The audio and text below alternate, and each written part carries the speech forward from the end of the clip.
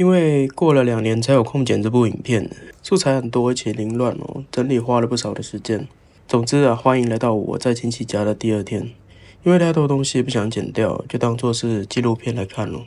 这一集啊，一样步调会很慢，内容呢会比较长，大家就一个沉浸式的跟我过一天吧。准备去市区，还有这一只是我自己拼接的啦，就是 Insta360的那个本体加上这个章鱼爪。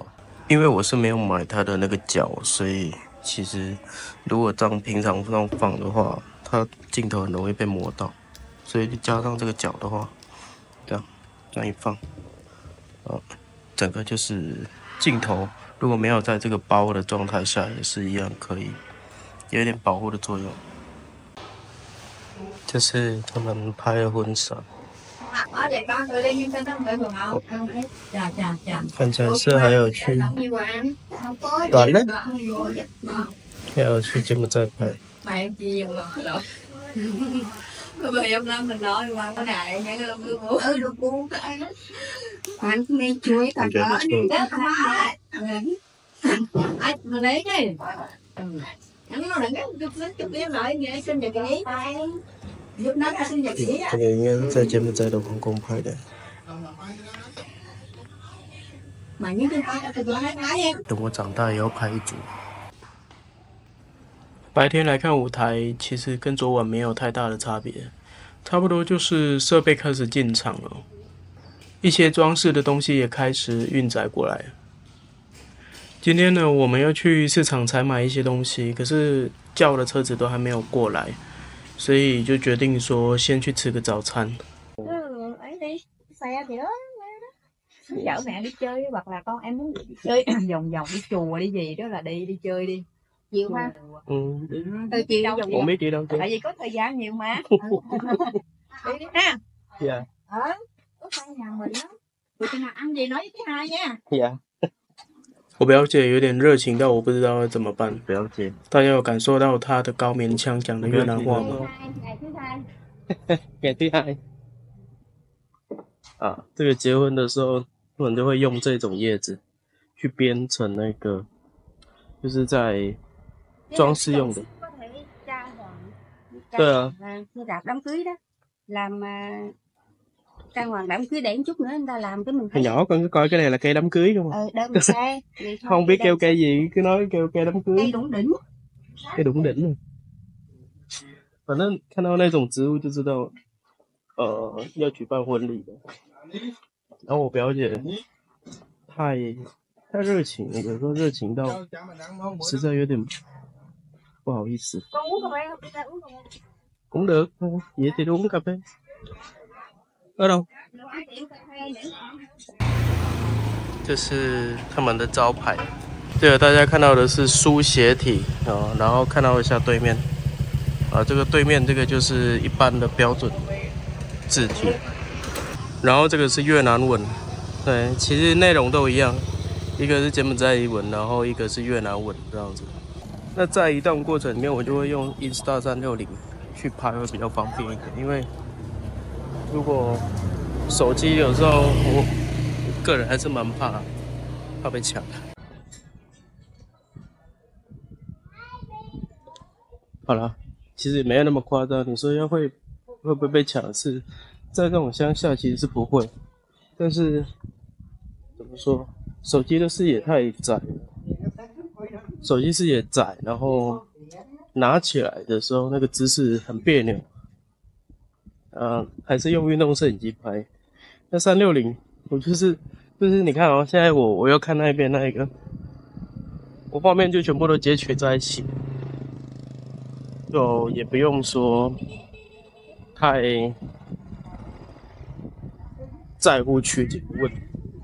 那手机一直拿着拍，我个人会觉得蛮别扭的，虽然自己 YouTube 做蛮久，那相对而言，画面一定会被牺牲的吧？这个360的画质肯定是不如 iPhone 的，而且坦白讲，虽然我这样讲一讲，我还不知道收音效果怎么样。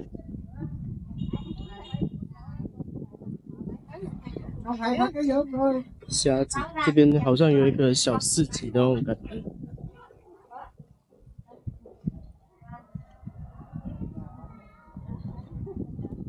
很多种水果，生鲜的、干的。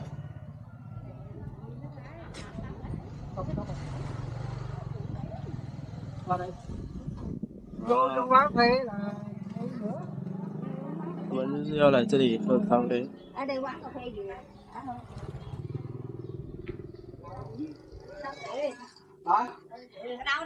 那个寺庙应该是有整修过，因为我小时候就在那边上课，可是当时的庙不长那样。来，这应该是那个之前他们要改建这间寺庙的那个工程图吧。上面就写那个新的正殿工程，哦，那是右边的越南文，然后左边柬埔寨文。带大家来接近看一下，这间寺庙其实基本上我都认不出来了，认真，就是它正殿的改建呢，基本上已经跟我小时候的印象差蛮远的。那还蛮特别的，右边就是写越南文“我来说”，然后左边就是写柬埔寨文“我来说”，就很标准的高棉式建筑啊，跟泰国又不一样，因为泰国是比较多的是尖顶，那柬埔寨这边比较多像是吴哥那一种风格的。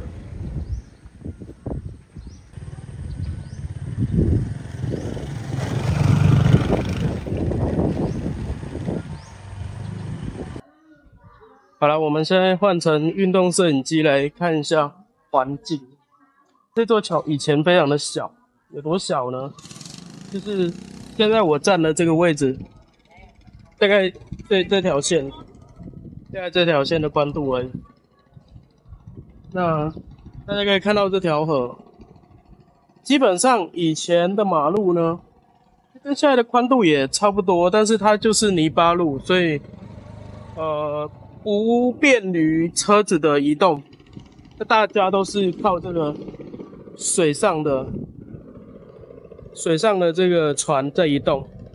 那一种马达螺旋桨船，我们叫做耶路东，路东就是那个虾子的尾巴，稍微看一下。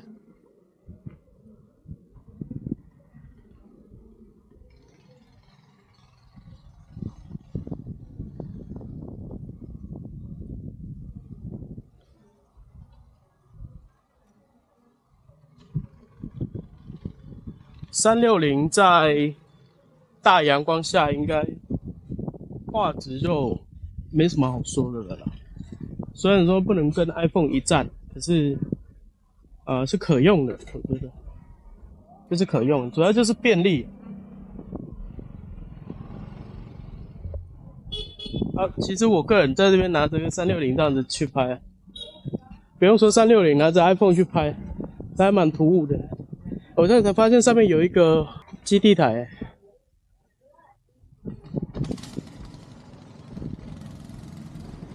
不知道是4G 还是5G 的。这边也补充一下，越南是世界上少数拥有5G 技术的研发跟设备生产的国家哦。来吃我的早餐，乡村咖啡。喝咖啡要配这个茶，跟你加，都会有一壶茶。就是你咖啡如果喝完的话，那就是茶配过来，然后越南面包，这个是标配的。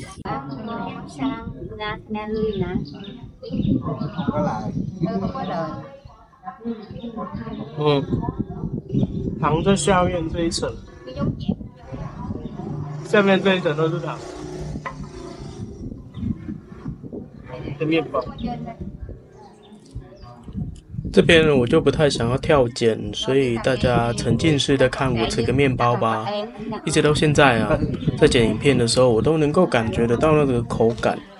在越南吃过面包的人应该会知道，那种面包的香味加上酱料还有内馅的那种感觉啊，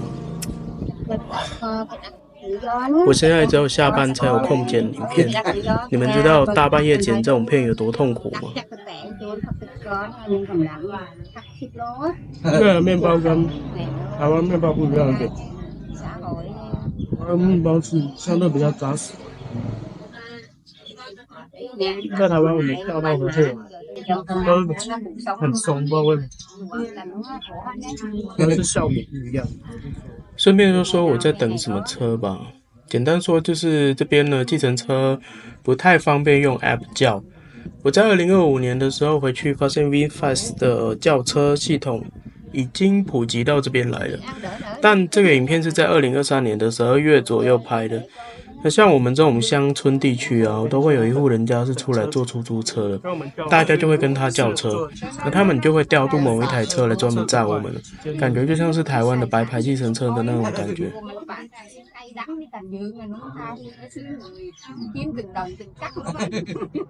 今天雇了一样的司机，请我们到处带我们到处去走，四处走走。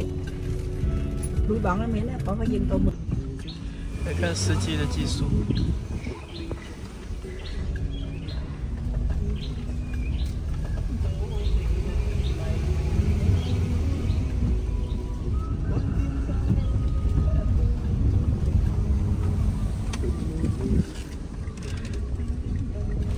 哇，这路基铺跟车子一样宽了。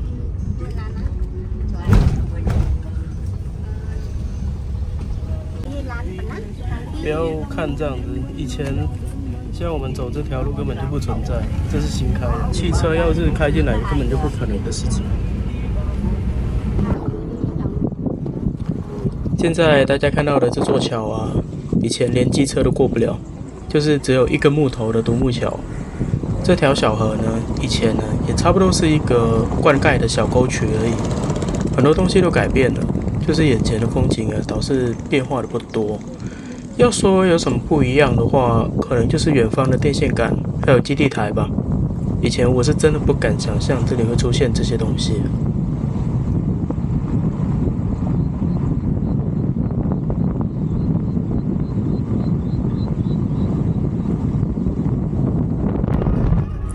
在去市场之前呢，我们想要去看一下我妈买的那一块地。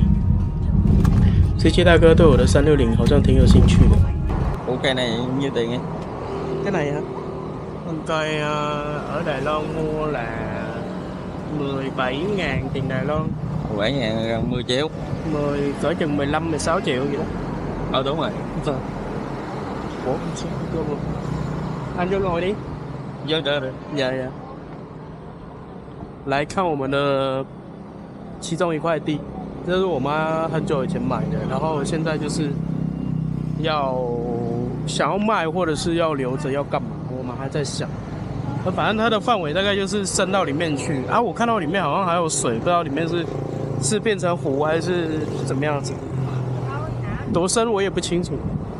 反正呢就这一块地，那这一块地的优势是什么？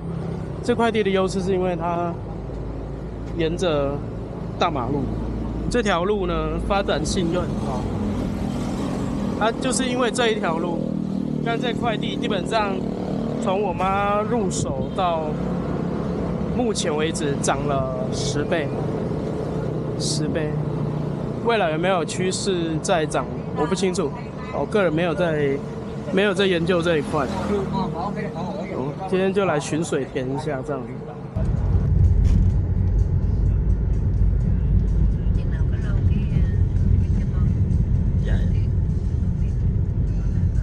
Vòng đây nè, vòng đây nè, dạ. Thì qua chợ đi vòng có nào ra lộn thì ghé không. Ở đây làm tí nữa thôi.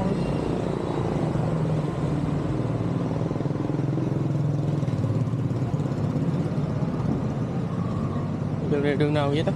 2 Bà Trưng nè. Đây là tiệm dạ, đổi đây cũng được mà đổi. 10几20年了，10几20年，我已经分不出来，已经分不出哪里。但不得不说，这个城市不是一个观光城市，好，我知道这个路口了。因为它不是一个观光的城市，所以你的任何拍摄行为啊，看起来都非常的突兀。就是说，像我现在拿着360，或者是手机拿起来拍，这种状态会看起来非常。包括啦，有一件事情大家看，我穿的是布鞋，对不对？来，我们看一下，有穿布鞋的人有几个？光是这样的一个手细节，就可以分辨出你是不是本地人。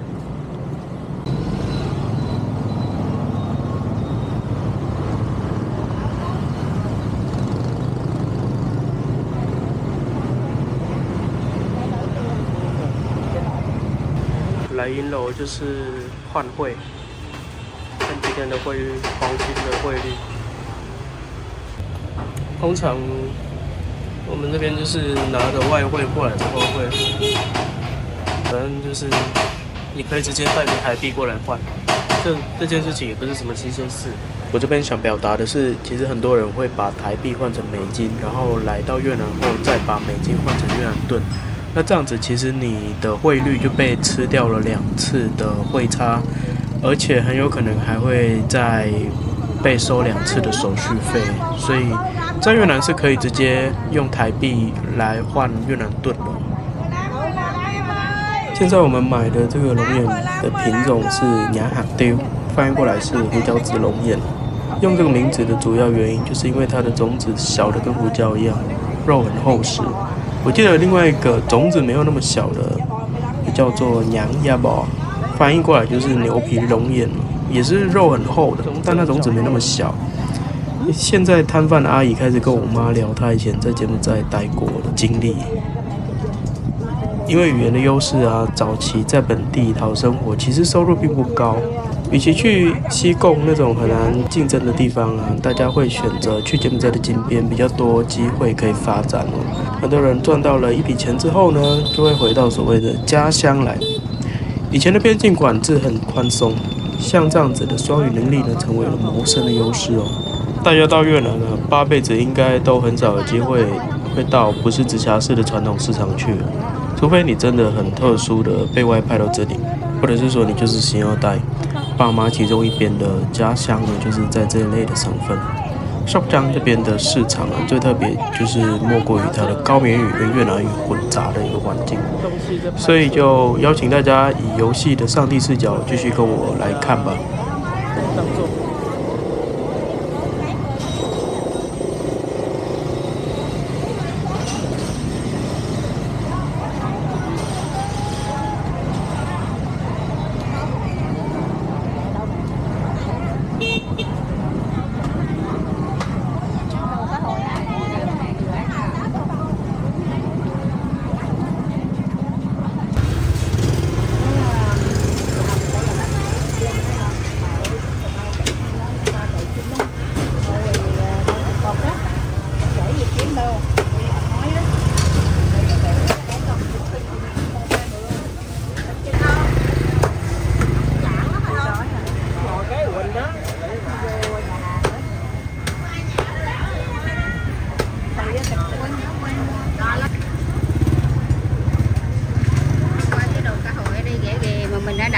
miếng như vậy là thường trăm nửa bên thôi.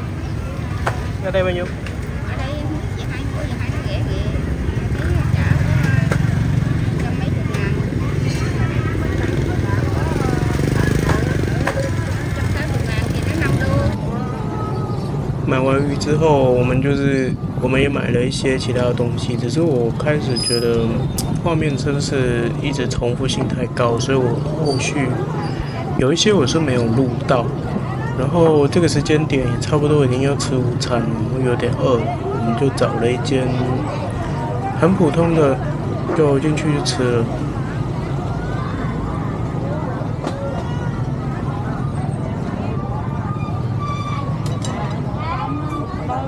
có bánh tằm nữa chứ.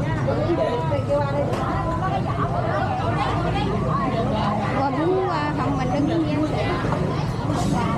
đứng có bánh tằm. Không có bánh tằm đâu.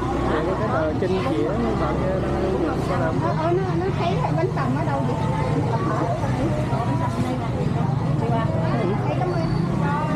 Cổ thì ăn ở đây thì ăn đi. Chỉ con kia bánh tằm. Ăn ở đây thì ăn đi. Hả? Con thèm bánh gì con đi tiêu. Ăn đi hả? Ừ, ăn đi. Để bán về hai để mua để bọc cho con đem về. Bánh tằm bà. Bánh tằm có cây phải không? Nó nghỉ rồi.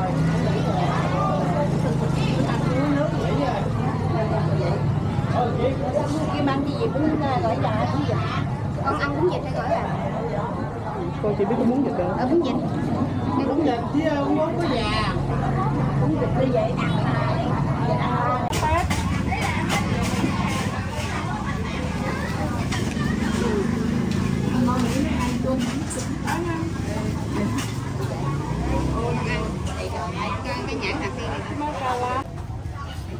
各位，你如果看习惯了台湾主持人浮夸的反应，那这边肯定是没有。咖啡就是咖啡，很普通的咖啡。这一类的咖啡都是重烘焙，跟着玉米还有糖的烘焙的。对我来讲，好喝是好喝，就是熟悉的好喝，跟你在台湾早餐店古早味红茶一样，好喝，但也不是什么惊艳的东西。然后因为当天呢，其实非常的热，火气都已经上来了，心情不是很好。所以这一餐基本上我在吃的时候也没有特别去记录什么。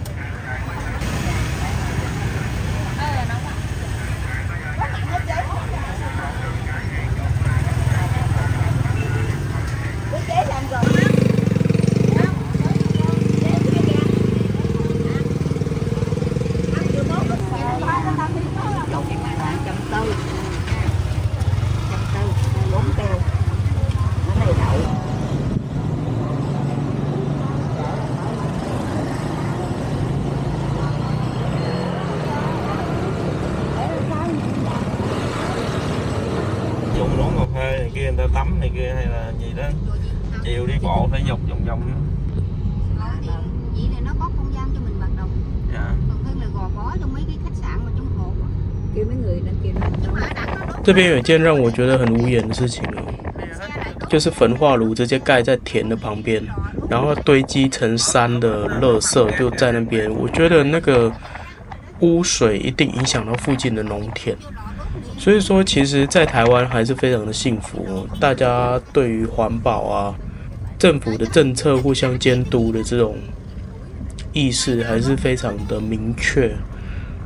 人民的福祉跟权利啊，都还是受到很高程度的保障。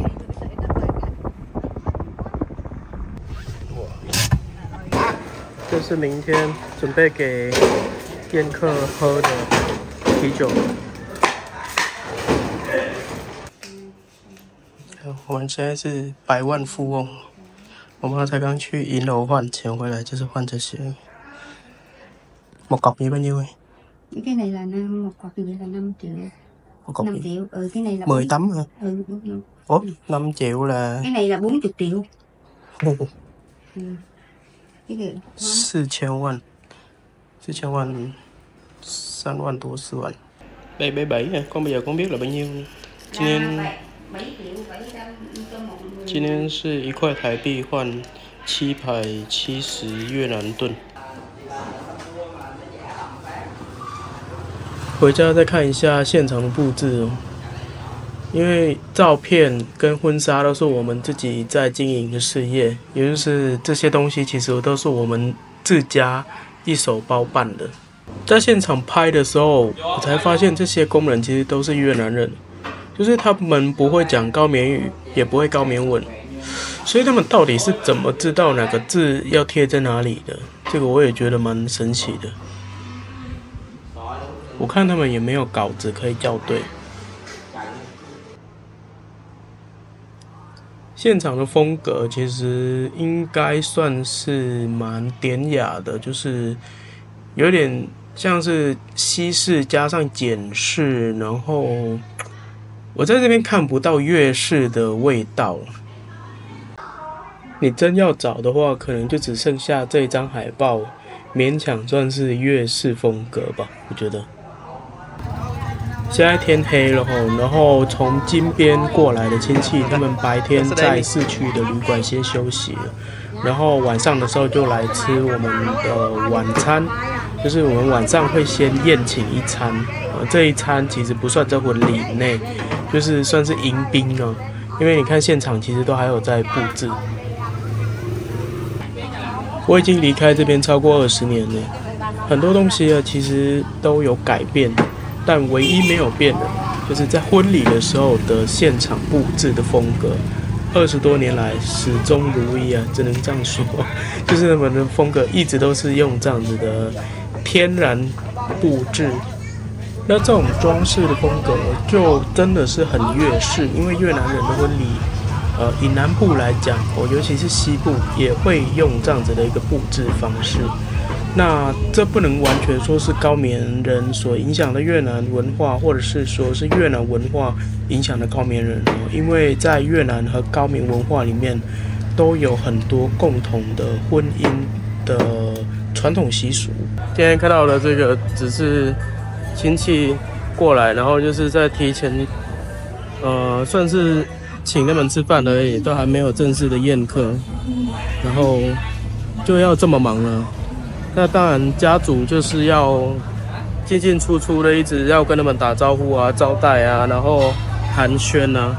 我认真觉得，以我这种极度社恐的人，也不是极度社恐，其实我只会跟熟的亲戚打招呼啊。所以，以不认识的人来讲，应该是说很久没有联系的人来讲，然后你要我去跟他们 social， 我是认真觉得很痛苦啊。所以我就在附近这样子晃，就看我妈在那边侃侃而谈，跟人家在那边聊，我真的觉得她很厉害。然后我现在就是瞎晃，我也不知道去晃哪里，但人家就准备现场，然后布置的在布置，布置的是其他的工人。然后呢，从柬埔寨金边下来的亲戚呢，就是入席先吃个晚餐。那我个人的选择就是，可能单独吃，或者是等一下看我妈会不会揪我吃的。从柬埔寨过来的亲戚当然不会越南话，所以作为东道主的我们，理应上其实就是要跟他们好好的 social 问候啊、聊天什么的，就是在节目开始之前呢，不要让这个大家干坐在那边。但是我办不到。好了，我终于被召唤去吃东西了，就入席吃吧。这个简单的一个应该是泰国虾之类的吧。然后那个cái đó là gì? Vịt nấu chao à?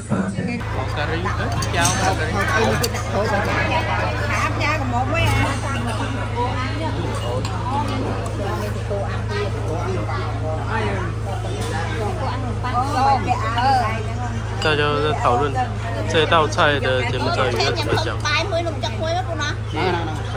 迷你的。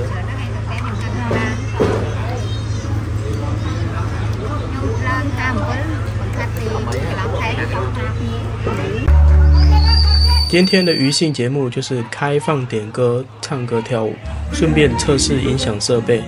现场要唱越南语、高棉语或者是英语都可以点哦。乐队是我们自家的，没有问题。基本上今天就差不多就是这个样子了。影片的最后就放上我们载歌载舞的氛围来做结尾，大家就感受一下吧。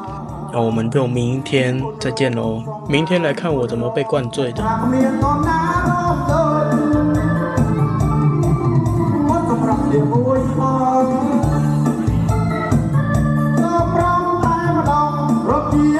ความ